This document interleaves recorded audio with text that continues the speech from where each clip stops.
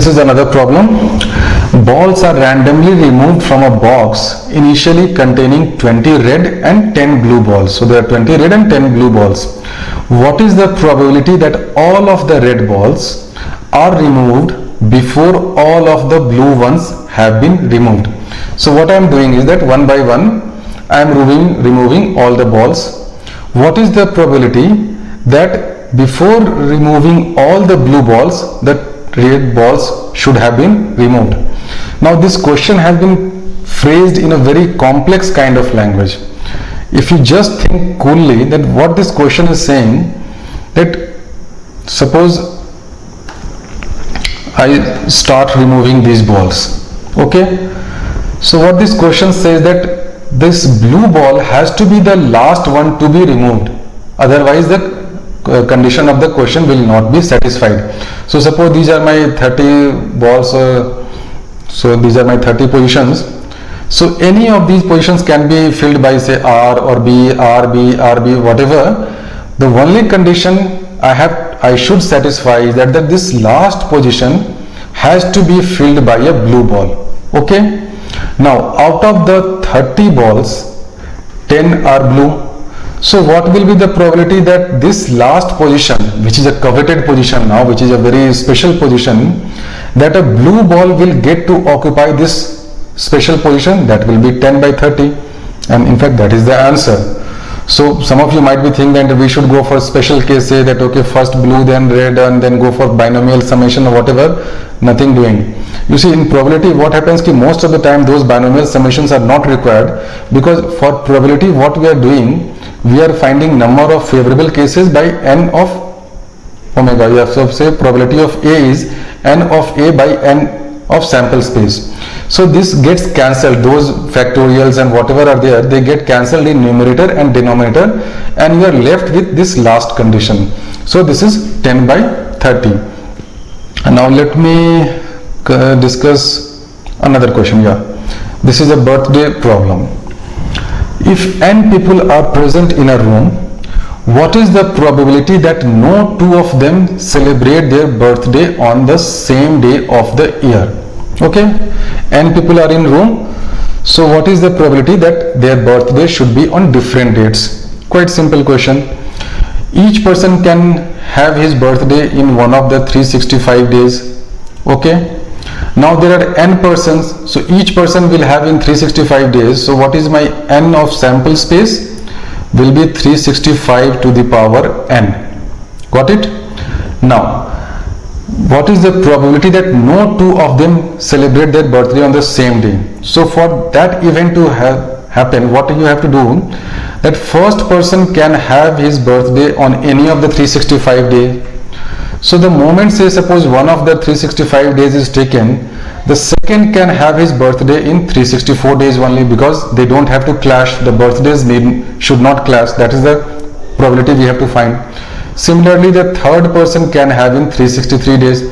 So you can go like this up till 365 minus n plus 1. So these are my favorable cases.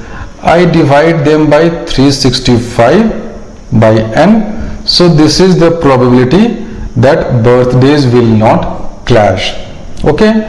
Now you may have noticed that as your n goes on increasing, this probability will go on decreasing. As n increases, probability decreases. Why? This is very simple, because as your number of persons go on increasing, the chances of their birthdays clashing together is that much higher. Because suppose you have 100 persons, then chances are very high that they may have birthdays on same date. Suppose there are 200 persons, then chances are even higher.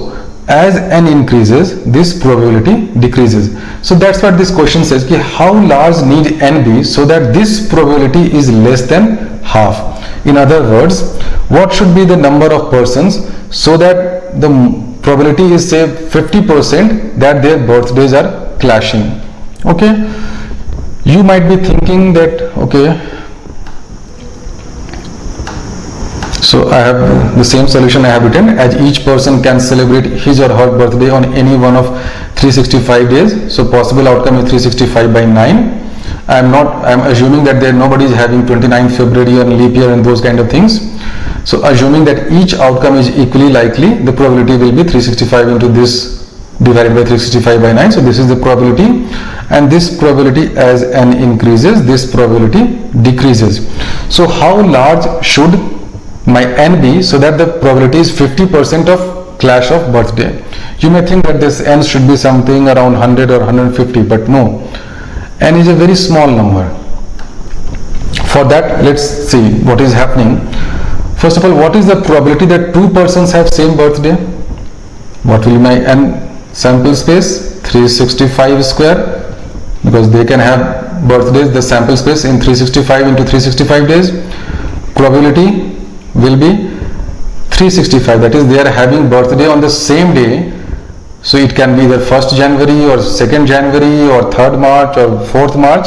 So they have 365 favorable cases divided by 365 square, that is 1 by 365. So probability that two persons have same birthday is 1 by 365. Now suppose you have got n persons, then what is happening? It is rather surprising fact that when n is greater than 23, this probability is less than half. That is probability of having a common birthday. Why?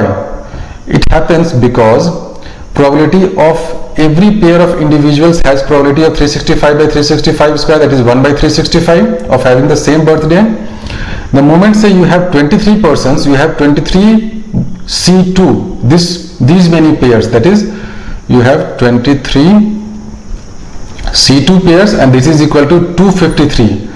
So among 23 persons also you can have 253 pairs of pairs of persons. Now each pair has probability 1 by 365 of having a common birthday.